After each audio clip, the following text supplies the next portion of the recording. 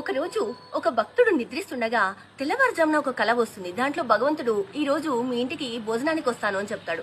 ఇక ఆనందంతో అతను లేగిసి ఈ కల నిజమవుతుంది అన్న ఉద్దేశంతో ఇంట్లో పిండి వంటలు విందు భోజనాలు అన్నీ తయారు చేస్తుండగా ఒక చిన్న బాలుడు తొంగి చూస్తూ నాకు కొద్దిగా పెడతారా, మంచి వాసన వస్తుంది మీ ఇంట్లో అంటే, నేను నీకు పెట్టను, వెళ్ళు దేవుడికి పెట్టాలి ఇదంతా అని చెప్పి పంపించేస్తాడు. సరే అని ఆ మధ్యాహ్నం అవుతుంది. అప్పుడేమో మళ్ళీ ఒక ముసలాయన వస్తాడు. వచ్చి ఆకలిస్తుంది, కొద్దిగా అన్నం పెట్టండి అంటే, అప్పుడు నేను ఇది దేవునికి నైవేద్యం పెట్టాలి, అందుకే నేను ఇది చేశాను, తర్వాత రండి అని చెప్పి పంపించేస్తాడు. మళ్ళీ కొంతసేపు అయ్యాక ఒక సన్యాసి వస్తాడు. అంతవరకు ఎదురు చూస్తుండగా ఈ సన్యాసి వచ్చాడేంటి, స్వామి రాలేదు, అయినా దేవుడికి నైవేద్యం పెట్టకుండా నేను ఇతనికి ఎలా పెట్టాలి అని ఆలోచిస్తూ, లేదు మీరు కొద్దిసేపు అయ్యాక రండి, దేవుడు వస్తాడు మా ఇంటికి భోజనానికి అని చెప్పి పంపించేస్తాడు.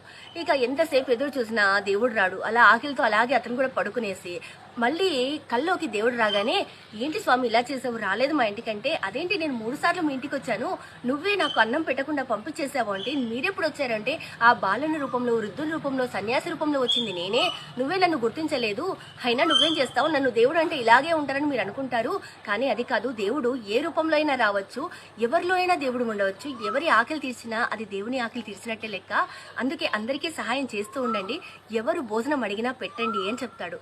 నిజమే కదా, అన్నం పరబ్రహ్మ స్వరూపం, అది ఎవరికి పెట్టినా ఆ దేవునికే చేరుతుంది.